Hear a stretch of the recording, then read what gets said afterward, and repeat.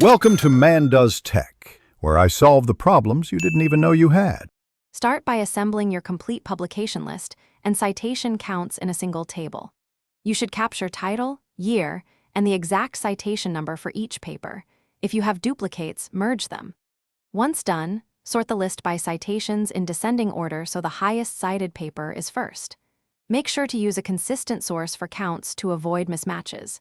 If you track preprints, include them only if citations are counted by your chosen database. With your sorted list, assign a rank to every paper starting at 1 for the top cited item. Then, for each paper, directly compare its rank to its citation count. The goal is to find the last position where citations are equal to or greater than the rank.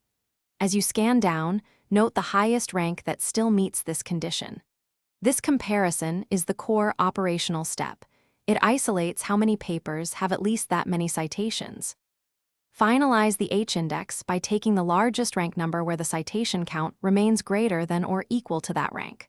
For example, if the 15th item has 20 citations and the 16th has 15, your H-index is 15 because the 16th fails the test. Once calculated, document the source and date of counts for reproducibility. If numbers disagree across databases, reconcile duplicates and resolve misattributed citations before recalculating. Thanks for watching. If you found this helpful, don't forget to like and subscribe.